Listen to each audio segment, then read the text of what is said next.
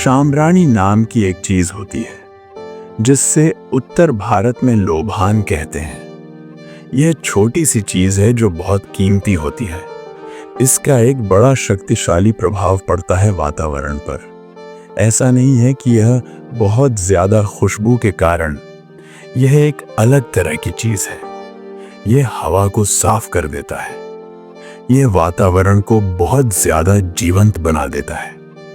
मूल रूप से वहां पर जो भी ऊर्जा की संरचनाएं हैं वह इंडोर को भी आउटडोर के जैसा महसूस करने लगता है।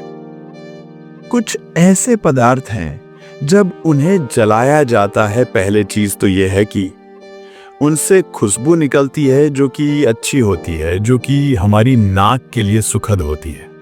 और अगरबत्तियों को जलाना, इसका उद्देश्य पर्यावरण के लिए है।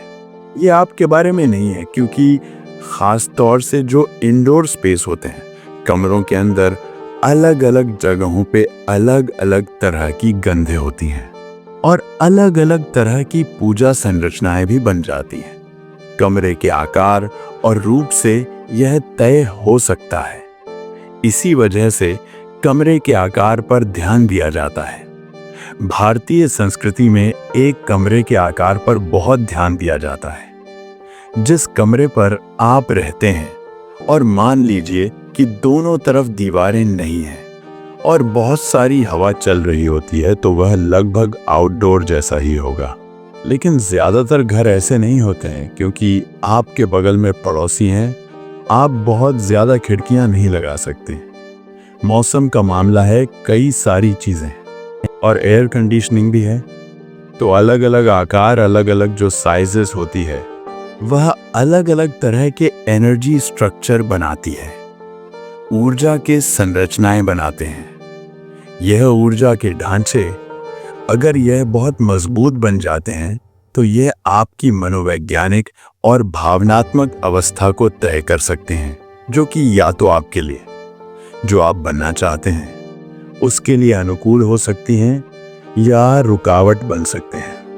तो कुछ पदार्थ जैसे कि भारत में चंदन है, शाम्ब्राणी नाम की एक चीज होती है जिससे उत्तर भारत में लोबान कहते हैं। जब लोग बीमार होते हैं उस समय भी इसका इस्तेमाल किया जाता है। सबसे पहले शाम्ब्राणी या लोबान जलाया जाता है और अभी अभी यह भी पता चला है कि इससे हवा में कुछ बैक्टीरिया भी मरते हैं। तो खास तौर पर अगर घर में कोई व्यक्ति बीमार है तो हर जगह शाम्ब्राणी या लोबान का धुआं किया जाता है। अगर हम कोई पवित्र त्योहार करना चाहते हैं तो शाम्ब्राणी जलाया जाता है। यह एक तरह की धूप है जो एक पेड़ से टपकती है। पेड़ से टपकने वाला यह एक रस है। इस लोबान की खोज में आप देखेंगे कि बड़े बड़े पेड़ होते हैं। लोग इसके सूखे हुए रस को इकट्ठा करते हैं। यह छोटी सी चीज है जो बहुत कीमती होती है। इसका एक बड़ा शक्तिशाली प्रभाव पड़ता है वातावरण पर। ऐसा नहीं है कि यह बहुत ज्यादा खुशबू के कारण है। यह एक अलग तरह की चीज है। यह हवा को साफ कर देता है। यह वातावरण को बहुत ज्यादा जीवंत बना देता है। मूल रूप से वहां पर जो भी पूजा की संरचनाएं हैं वह इंडोर को भी आउटडोर के जैसा महसूस करने लगता है। बस हल्का सा लोबान। अगर आप घर में उसका धुआं करते हैं तो आप भले ही घर के अंदर हो, आपको ऐसा लगेगा कि आप बाहर बैठे हैं, जो कि यह उस स्थान की संरचना को हटा देगा। खास तौर पर अगर घर में किसी की मृत्यु होती है तो घर के अंदर 10 से 12 दिनों तक लोबान का धुआं किया जाता है ताकि वह हवा को पूरी तरह से साफ कर दे।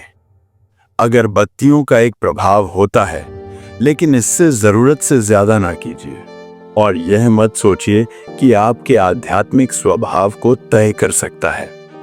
यह वातावरण को थोड़ा बदल सकती है। इससे कुछ ज्यादा ही सर्टिफिकेट ना दें, थोड़ा सा प्रभाव है। आप समझदारी के साथ इसका इस्तेमाल कर सकते हैं। लेकिन इन दिनों अगरबत्तियों का निर्माण केमिकलों के साथ किया जा रहा है। सबसे अच्छा यह होगा कि आप उन्हें ना जलाएं। सड़कों पर और इंडस्ट्री में, फैक्ट्री में, जहां पर आप काम करते हैं, हर जगह ढेर सारे केमिकल वाले पहले ही हवा में तैर रहे हैं, तो कम से कम अपने घर के अंदर केमिकल से बनी हुई अगरबत्तियां न जलाएं। जो कि मेरे ख्याल से आजकल बाजार में जो अगरबत्तियां मिलती हैं उसमें करीब 70 से अधिक 80% केमिकल वाली होंगे। उन्हें जलाने के पहले आपको चेक कर लेना चाहिए, क्योंकि बंद कमरों के अंदर अगर आप केमिकल जलाते हैं तो इससे जो नुकसान हो सकता है वह बहुत ज़्यादा हो सकता है। तो जो नेचुरल एसेंशियल या जो प्राकृतिक धूप हैं, अगर आप उनका प्रयोग करते हैं तो अच्छा है, इससे थोड़ा सा फर्क पड़ता है। अगर आपको इसकी ज़रूरत है तो निश्चित रूप से इसका फ़ायदा हो सकता है।